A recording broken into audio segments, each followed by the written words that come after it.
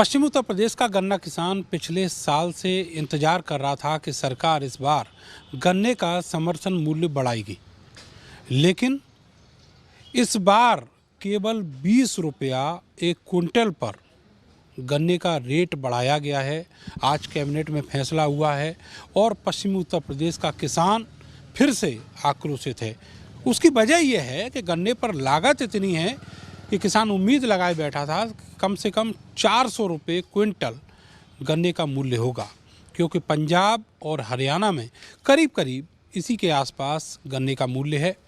इस पूरे मामले को लेकर पश्चिमी उत्तर प्रदेश में राष्ट्रीय लोकदल लगातार सियासत करती रही है, गन्ना किसानों की आवाज़ बनती रही है और इलेक्शन ईयर में एक बार फिर से राष्ट्रीय लोकदल को मौका मिला है। मेरे साथ राष्ट्रीय लोकदल के प्रवक्ता रोहित जाखड़ जी हैं। सर, सरकार ने 20 रुपया बढ़ाया है, अब तो गन्ना किसान खुश होना चाहिए क्योंकि 20 रुपया तो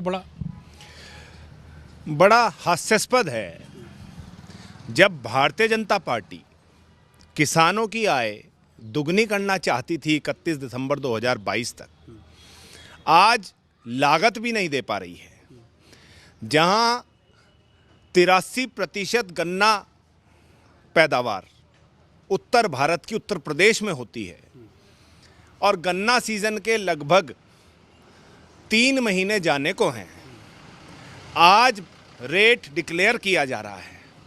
आंकड़े और हेडलाइन, रिकॉर्ड भुगतान गन्ना किसानों का किया गया, एहसान किया गया। 5 वर्षों का डाटा क्यों देते हो भाई? डाटा गत वर्ष का दिया करो कि गत वर्ष में कितना बकाया है। आज 2.5-3 महीने हो गए, गन्ने की पर्ची पे रेट डल के नहीं आ रहा।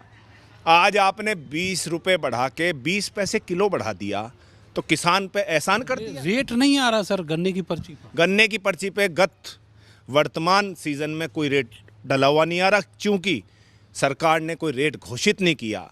लेकिन किसान मजबूर है, उसे अपना खेत खाली करना है, अपने गेहूं बोने थे तो उसे मजबूरीवश डालना पड़ा।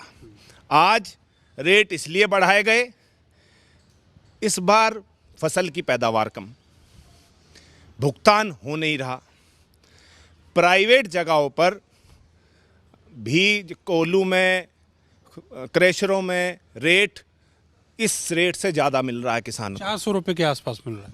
400 रुपये के आसपास मिल रहा है। और भारतीय जनता पार्टी की सरकार हरियाणा में भी है। हरियाणा में उन्होंने अगले साल का रेट 400 के लगभग घोषित कर दिया।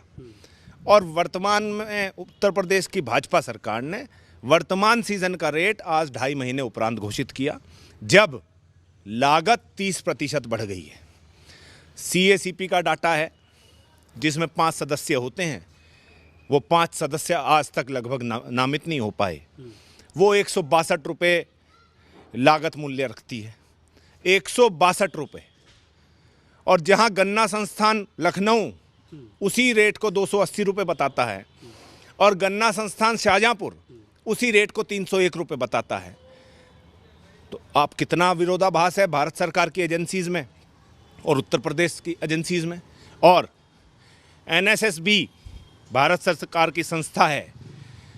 भारत सरकार की संस्था ने किसान की आय 27 रुपये रोज घोषित कर रखी है। भारत सरकार के आंकड़े हैं, तो कहाँ से आय दुगनी करेंगे? और तीसरी बात, भारत सरकार बड़े बड़े होर्डिंग लगा के अपने प्रचार तंत्र से पिछले वित्तीय वर्ष में 1,21,000 करोड़ लगभग घोषित किया था किसान के उत्थान के लिए, जिसमें 60,000 करोड़ तो किसान सम्मान निधि ही थी और 38,000 करोड़ किसान पे खर्च कर पाए। और सरेंडर कितना किया? 35,000 करोड़ रुपए बजट में सरेंडर कर दिया।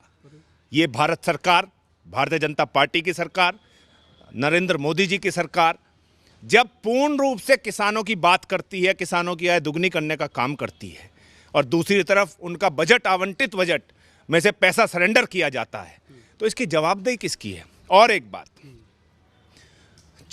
मोदी की गारंटी की बड़ी चर्चा है, बड़े मुखर होकर, बड़ी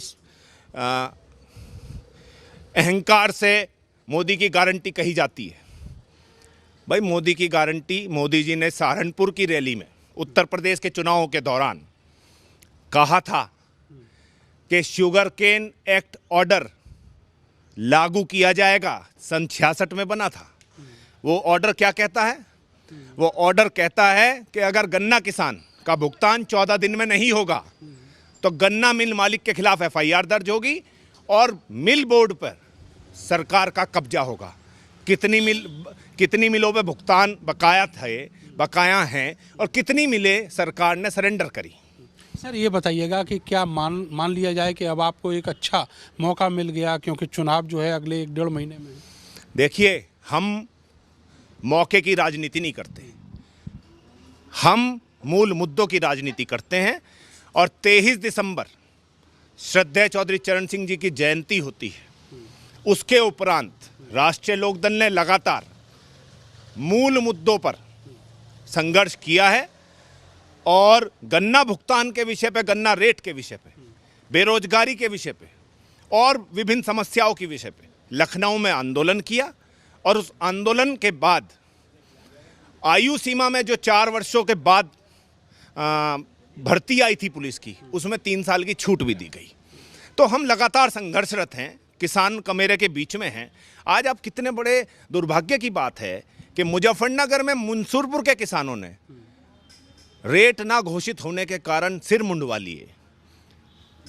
कई दिनों से धरनारत हैं रेट की बढ़ोतरी को लेके। जहां गन्ना किसानों को 450 रुपये मिलना चाहिए और 20 रुपये घोषित करके क्या सरकार वाहवाही लौटेगी? सर क्या मान के चल रहे हैं कि ये मुद्दा जो है गन्ना किसान के रेट से जुड़ा हुआ मुद्दा, ये 2024 के लोकसभा चुनाव में कितना आगे तक जाएगा?